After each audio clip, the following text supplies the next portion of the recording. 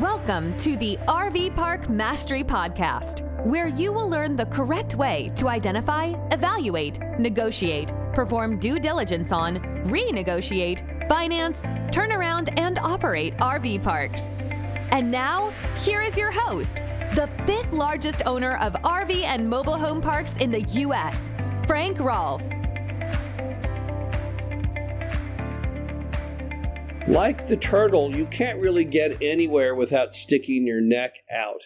There's a risk in advancement, but you have what I would call sensible levels of risk and risk-taking, where there's an end goal, and you take a calculated risk to achieve some degree of success or profitability.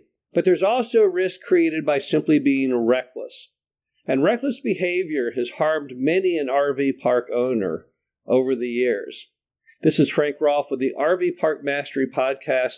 We're going to explore the different types of reckless behavior that some RV park owners engage in and how to avoid that. The first one are safety hazards. Now, I've seen many an RV park owner, for example, that has a dead tree. And what they do is they remove the dead tree, but they delay in filling the hole. Maybe it's because they self-manage, don't know where to get the dirt, don't have time, the truck broke down. But every day that hole is open, you know what can happen. Someone can step in that fall and break their leg and sue you. And if you look around many RV parks, you'll see quite a few examples of safety hazards right in plain view that nobody is mitigating. For example, if you have a sidewalk going to your office, going to the pool, and it's uneven, because maybe tree roots have gotten in and pushed it up on one end. Well, let's say there's maybe a 1-inch gap between one slab of concrete and the next. That's a very definite tripping hazard. So go through every inch of your RV park, number one, and look for these very obvious signs of potential risk and mitigate them, cure them, put them to bed almost immediately. The next item are dead trees and dead tree limbs. The way insurance works is if a tree falls or a limb falls, yet it was healthy and has green leaves on it, that's considered an act of God. But if a dead tree or dead tree limb falls and strikes an RV or strikes a person, that will be deemed not an act of God, but true liability, because you did not follow the simple code of removing all dead trees and dead tree limbs. So get to work on that. Look around your RV park. What do you see that's dead? This should be green right now, but in fact it's brown.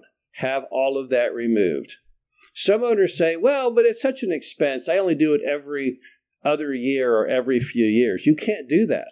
If one tree limb were to fall and strike an RV and do $15,000 of damages to it, it's going to impact your insurance mightily. You might even lose your insurance if the insurance carrier believes that you're not really manager or owner material because you're not removing such easy, low-hanging fruit liability issues.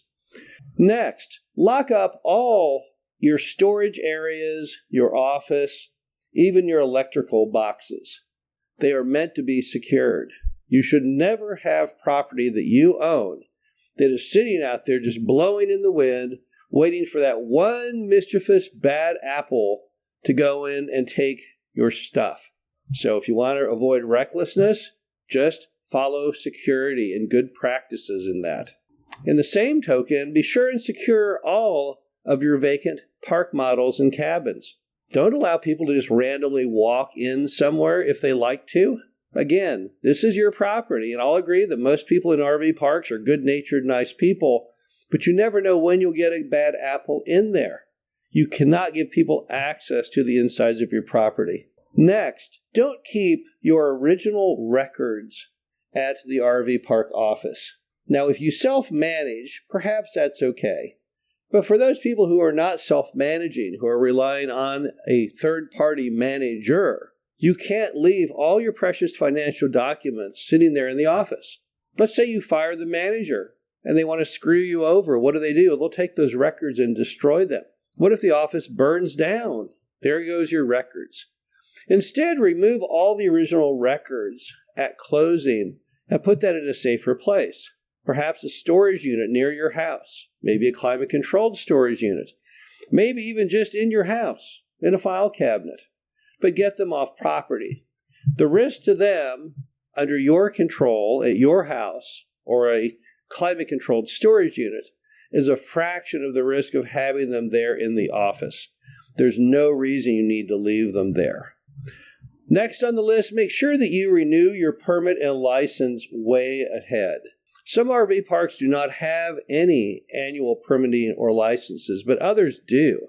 And if you do have one, whether it's state, county, or city, make sure you know exactly when it expires and start working on the renewal way ahead of expiration. You would never want to go in the day before it expires, only to be told, "Oh, I'm sorry, you missed the deadline.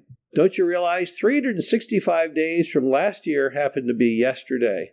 And I'm sorry, but you've lost your permit or license." Instead, start the procedure well ahead of time.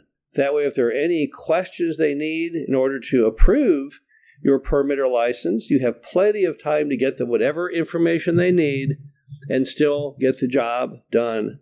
So you never have a lapse. You should never allow any lapse in your permit or license. It's also very, very reckless behavior to attempt to renew your loan less than about a year ahead of when it becomes due. You would not believe how many calls I get from people who call me up and say, "Hey, I've got to renew my RV park loan." And I'll say, "Okay, when does it come up?" And they'll say, next week, Monday, things like that. Here's the reality of it all. You never really know if the bank will renew your loan until you ask. And they don't know immediately either. They're going to have to run it through a committee in all likelihood.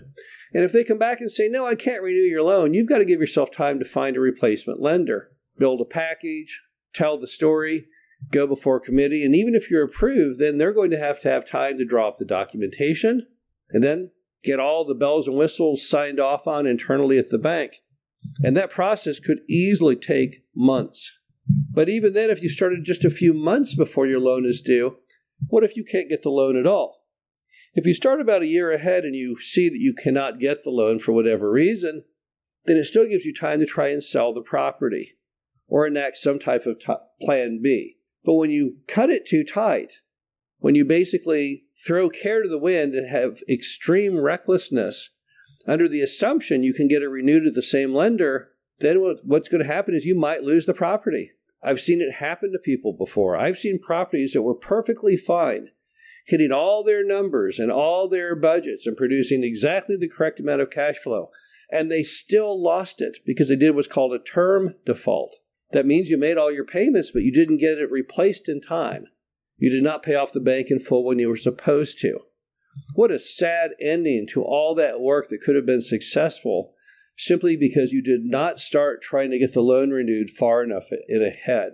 Finally, and this is a horrible item for some owners and totally reckless behavior, they don't have the correct insurance or in the correct insurance amount. You can easily call up someone like Mobile Insurance over in Houston, Kurt Kelly over there, and say, "Okay, Kurt, here on my RV park, here are the basics. What kind of insurance do I need and in what amount?" And he can get it for you. But in today's world, there's all kinds of additional insurance you may need but may be unaware of. Such things as cybercrime insurance. You've got to make sure you have yourself insured in every possible arena. We are in a very litigious country in America. We have more attorneys than all the other countries in the world combined. What a sad commentary on our society. So as a result, you have to go in every day under the assumption that you've got some degree of risk of someone suing you. And when people sue you and you have lots of insurance and all the correct insurance covered, you pay nothing, perhaps just a deductible. But there's no worse feeling than having something happen in your RV park, going to the carrier and have them say, "Oh, I'm sorry, you don't actually have insurance for that." Or you have way too little insurance. Some mom and pops run their RV parks carrying nothing but the absolute minimum required by law or by what they believe to be their common sense. A $50,000 or $100,000 insurance policy in a 2025 America is virtually worthless. So you definitely need to get out there and make sure that you are completely covered. The bottom line to it is it's not that hard to eliminate reckless behavior. All that risk that you take, which causes you nothing but anguish and worry, That can all be resolved. You can dispel all of that, but you have to put some effort in to get it done. This is Frank Rolfe with the RV Park Mastery Podcast. Hope you enjoyed this. Talk to you again soon. Thank you for listening to the RV Park Mastery Podcast. Be sure to visit us at www.rvparkmastery.com, where you can learn the correct way to identify, evaluate, negotiate, perform due diligence on, renegotiate, finance, turn around, and operate in RV parks.